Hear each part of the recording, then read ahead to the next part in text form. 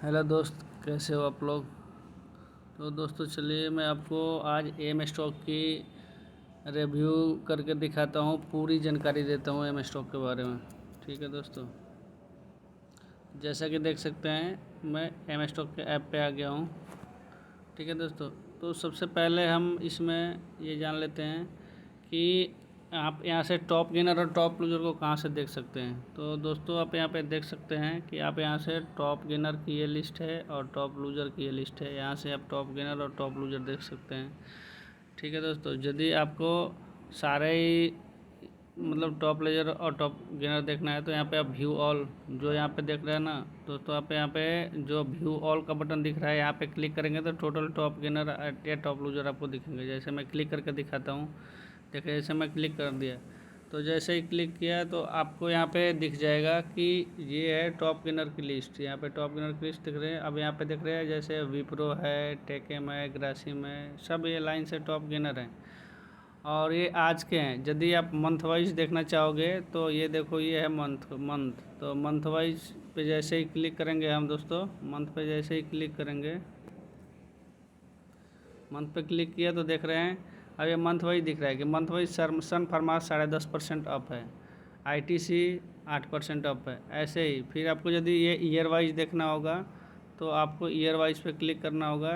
Year wise पे click करेंगे देखेंगे यहाँ पे कोल इंडिया जो है वो 119% अप है। मतलब एक साल के अंदर जो देखेंगे तो सबसे जो टॉप गेनर है वो है कोल इंडिया। ठीक है दोस्तों, अब यदि हम बात करें यहाँ पे लूजर की तो आप यहाँ पे लूजर पे क्लिक करेंगे तो यहाँ पे दिखेगा कि इस साल में सबसे ज़्यादा जो लूजर है वो है बजाज फाइनेंस। ठीक है दोस्तों, यहाँ पे बजाज फाइनेंस सबसे टॉप लूजर है और एशियन पेंट 2 नंबर में, इंडसइंड 3, कोटक 4 ऐसे। ठीक है दोस्तों, अब यदि आप इसको वॉल्यूम वाइज देखना चाहते हैं तो वॉल्यूम वाइज देख सकते हैं। यहाँ पे दिख रहा होगा वॉल्यूम वाइज, तो आप टाटा स्टील में वॉल्यूम सबसे ज़्यादा है। और यदि आप यहाँ पे इंडाइसिस चेंज करना चाहते हो, मान लो जैसे ये निफ्टी 50 का चल रहा है। ठीक है दोस्तों, ये चल रहा है निफ्टी 50 का, तो यहाँ पे आप निफ्टी 50 का इंडाइसिस को चेंज करना चाहते हो तो यहाँ पे क्लिक करके आप देख सकते हैं यहाँ पे जो भी मिड कैप, स्मॉल कैप, आप सब देख सकते हैं। मिड कैप, स्मॉल कैप, ये मिड कैप, इक्विटी वेट, ऐसे करके ये निफ्टी ऑटो जो भी मतलब आप लगाना चाहें सेक्टर वाइज भी दिख जाता है। यहाँ पे देखोगे सेक्टर वाइज, जैसे निफ्टी 50 में कौन सेक्टर है, ऑटो है, प्राइवेट बैंक है, मिड कैप है, लिक्विड है, निफ्टी 100, 200, 200, 500, मिड कैप 50, यहाँ पे सब दिख जाएगा आपको। ठीक है दोस्तों, यहाँ पे आपको सब दिख जाएगा टोटल। ठीक है, यहाँ पे आपको और इंडाइसिस दिख जाएंगे जैसे फिन निफ्टी एक। यहाँ पे इंडाइसिस कौन कौन से है देखिए, यहाँ पे निफ्टी बैंक इंडाइसिस है। ठीक है, निफ्टी बैंक एक इंडाइसिस है, फिन निफ्टी एक इंडाइसिस है। ठीक है दोस्तों, लेकिन ये जो बाकी जो यहाँ पे जो आपको दिख रहा होगा जैसे ये एफएमसीजी है, एफएमसीजी, आईटी, ये सब सेक्टर है दोस्तों, ये इंडाइसिस नहीं है, यहाँ सेक्टर है। यहाँ इंडाइसिस 3 ही है। मैं इंडाइसिस आपको बताता हूँ यहाँ इंडाइसिस कितना है। इंडाइसिस देखिए, एक तो निफ्टी है, ठीक है, निफ्टी 50, ठीक है, एक है बैंक निफ्टी, ठीक है, और एक है फिन निफ्टी। ठीक है दोस्तों, फिन निफ्टी, यही 3 इंडाइसिस है। ठीक है, जैसे मैं आपको यहाँ पे दिखा भी देता हूँ, देखिए जैसे एक बैंक निफ्टी 1 हो गया, फिन निफ्टी 2 हो गया, और तीसरा मैं आपको दिखाता हूँ, एक निफ्टी को दिखाता हूँ। ठीक है दोस्तों, अभी निफ्टी दिखाता हूँ आपको, 2 ये हो गया और एक ये देखिए, एक ये है निफ्टी। ठीक है, तीन इंडाइसिस है, बाकी सब सेक्टर है दोस्तों। ठीक है दोस्तों, अब यहाँ पे मैं आपको एक चीज़ और बताता हूँ। चलिए, अब यदि यहाँ पे दिखा ना की इंडाइसिस दिख रहा है, यहाँ पे की इंडाइसिस में आप देखेंगे ना, की इंडाइसिस में जैसे देखिए निफ्टी हो गया, bank Nifty, fin Nifty, mid 100, ये सब की इंडाइसिस है। ठीक है, तो मेनली जो इसमें से हम देखते हैं जो 3 ही देखते हैं, जो मेनली जो देखा जाता है वो 3 देखा जाता है, Nifty, bank Nifty, fin Nifty. ठीक है दोस्तों, बाकी सब तो सब इसी के अंदर ही आते हैं, तो मेन यही है 3। अब दोस्तों हम चलते हैं, अब रिपोर्ट के बारे में कुछ वो कर लेते हैं हम।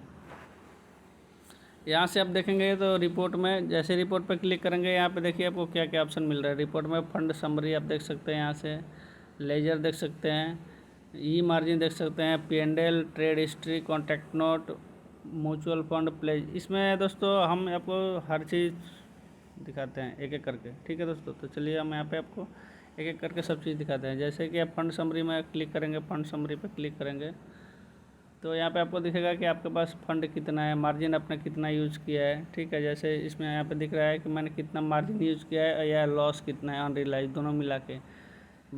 डे के स्टार्टिंग पे मेरे पास कितना बैलेंस है यहाँ पे ये दिखाएगा। ठीक है दोस्तों, यहाँ पे दो चीज़ दिखती है।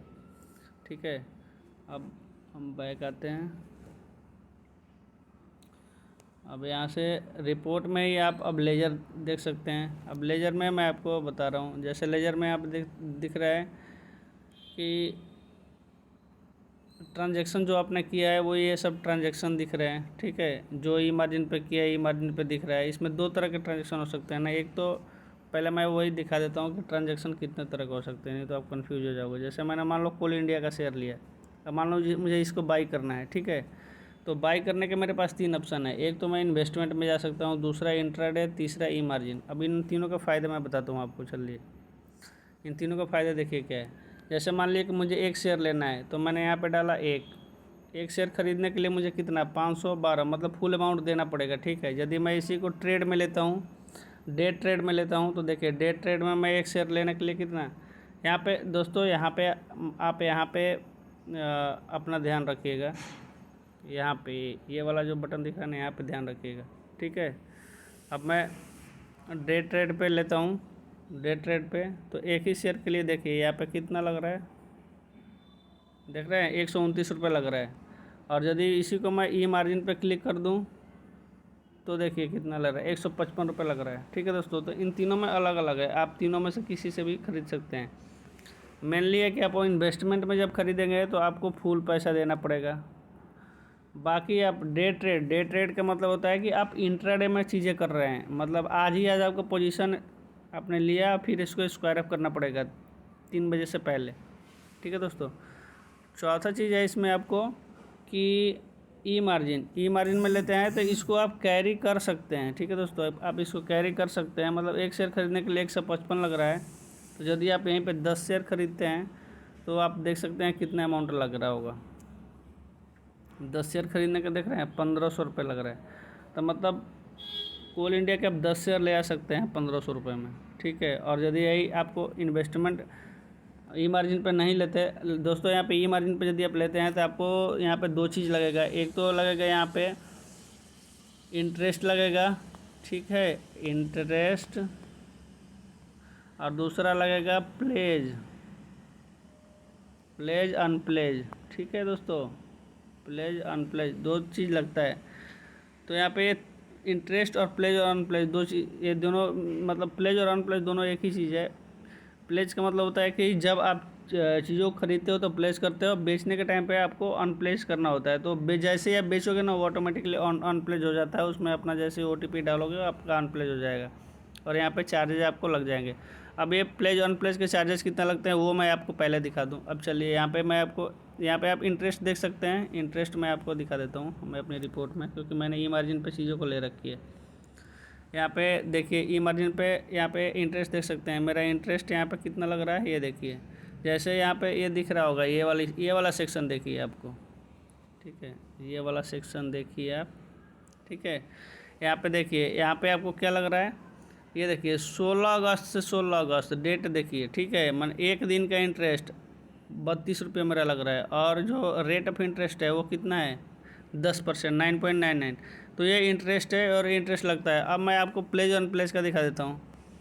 तो सबसे पहले चलते हैं हम प्लेज अनप्लेज देखने के लिए रिपोर्ट में ही, या ये जो लिखा है ना दोस्तों, ये जो लिखा है इस पर क्लिक करना है आपको, इस पर। ठीक है, जैसे इस पर क्लिक करेंगे आप देखेंगे कि आप तो कहीं और शिफ्ट किया जा रहा है। अब देखिए यहाँ पे जो मैंने प्लान ले रखा है ना वो है 0 ब्रोकरेज फॉर लाइफ, और यहाँ पे और AMC भी यहाँ पे 0 है। ठीक है, लाइफ टाइम फ्री है AMC, और ब्रोकरेज भी कोई भी करो, डिलीवरी, म्यूचुअल फंड, कुछ भी करो, कोई भी सेगमेंट करो, सब कुछ फ्री है। अब मेनली जो मुझे दिखाना है प्लेज अनप्लेज, वो मैं दिखाता हूँ आपको कहाँ है प्लेज अनप्लेज। ठीक है, प्लेज अनप्लेज कहाँ,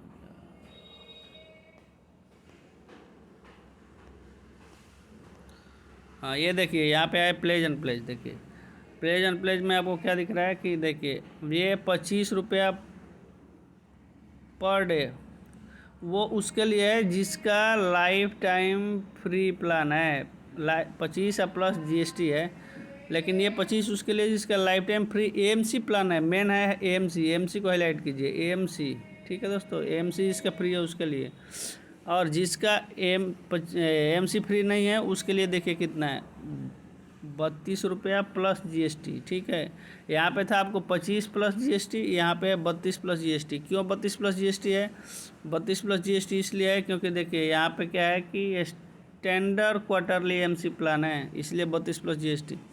तो दोस्तों इसमें आपको फ़ायदा नहीं है। यदि आपको प्लान लेना ही है तो आप सबसे मतलब जो आपको बेस्ट है वो आप ये है कि आप इसमें लीजिए 999 प्लस जीएसटी। ठीक है, ये हो गया आपका ब्रोकरेज के लिए, ब्रोकरेज फ्री हो जाएगा। अब फिर आप 999 प्लस जीएसटी आप लगाते हैं तो यहाँ पे आपको एएमसी फ्री हो जाएगा।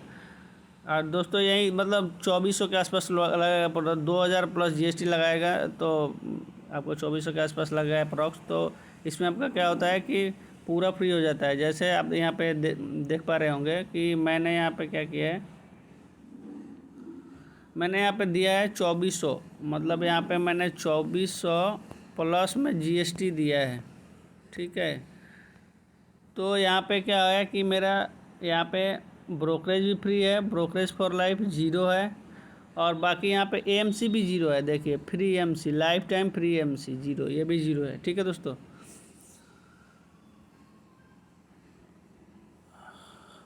अब मैं आपको बाकी रिपोर्ट के बारे में बताता हूँ। देखिए बाकी रिपोर्ट में चलते हैं। यहाँ पे दो चीज़ हमने देख लिया था, एक तो देख लिया था हमने क्या, फंड समरी और लेजर, ई मार्जिन भी देख लिया था। अब हम चलते हैं P&L देखते हैं, उसके बाद ट्रेड हिस्ट्री देखेंगे। तो दोस्तों चलते हैं हम P&L पे। अब P&L पे हम क्लिक करते हैं, P&L पे क्लिक करते हैं पहले तो। देखिए अब यहाँ से आपको आप चेंज करके देख सकते हो। यहाँ पे जैसे आप इक्विटी है या कितने दिन का देखना है, ये सेगमेंट है, किस सेगमेंट में देखना है और कितने दिन का देखना है, तो आप वैसे ही देख सकते हैं। जैसे मान लीजिए कि मैंने यहाँ पे क्लिक किया इक्विटी, तो इक्विटी या फ्यूचर जो भी सिलेक्ट करना है आप सिलेक्ट किए। तो मैं फ्यूचर ऑप्शन में ट्रेड बहुत कम करता हूँ, इक्विटी में ज़्यादा करता हूँ, तो इक्विटी का मैं सिलेक्ट कर लेता हूँ यहाँ पे इक्विटी। अब ऐसे कह रहा है कि पिछले लास्ट 7 दिन का, तो अभी दोस्तों इस महीने मैं आपको इस महीने का भी नहीं दिखा रहा हूँ क्योंकि मंथ एंड पे मैं आपको दिखाऊंगा, मैं आपको पिछले महीने का दिखा रहा हूँ। तो यहाँ पे डेट कस्टम कर लेते हैं, कस्टम डेट करके मैं जाता हूँ यहाँ पे। जैसे अभी जुलाई चल रहा है तो जुलाई ख़त्म होगा तो मैं आपको जुलाई का दिखाऊँगा, अगस्त ख़त्म होगा तो अगस्त का दिखाऊँगा। अभी मैं आपको दिखा रहा हूँ जुलाई का। ठीक है दोस्तों, जुलाई का, तो 1 जुलाई यहाँ पे डेट सेलेक्ट कर लिया हमने, यहाँ से डेट कर दिया 31 जुलाई। जैसे ही सबमिट करते हैं दोस्तों आप यहाँ पे देख सकते हैं कि जुलाई के मंथ में मेरी कितनी अर्निंग थी। आप यहाँ पे देख पाएंगे कि जुलाई के मंथ में मेरे यहाँ पे 10,000 की अर्निंग थी। और जो यहाँ पे ब्रोकरेज चार्ज लगता है, ब्रोकरेज चार्ज कह रहा हूँ मतलब टैक्स जो गवर्नमेंट के चार्ज होते हैं, क्योंकि ब्रोकरेज तो जीरो है, तो ये टैक्स प्लस अदर चार्ज है। मतलब कि ये जो चार्ज है ना, ये टैक्स प्लस अदर चार्ज, ये गवर्नमेंट के चार्ज हैं ये। ठीक है, यहाँ पे देख लो ब्रोकरेज, यहाँ पे देखोगे ना जीरो है, क्योंकि हमने जीरो प्लान वाला ब्रोकरेज ले रखा है। यहाँ पे देखिए टोटल ब्रोकरेज कितना है, यहाँ पे दिख रहा है दोस्तों, जीरो।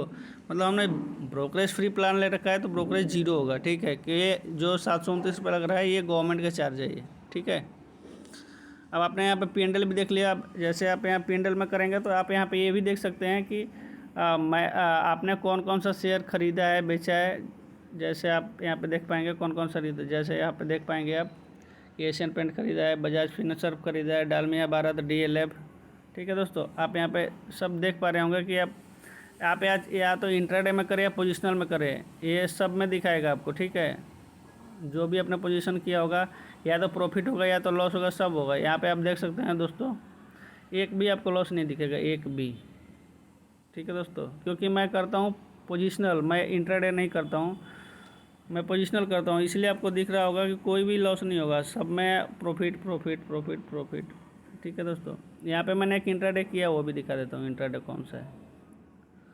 ये देखो इंट्राडे वाला जो है ये है नवीन फ्लोर, और एक और होगा उसमें 20-30 रुपये का, उसमें भी प्रॉफिट होगा। ये है देखिए DLF, इसमें मैंने इंट्राडे किया था। ठीक है दोस्तों, ये दो मेरा इंट्राडे का था।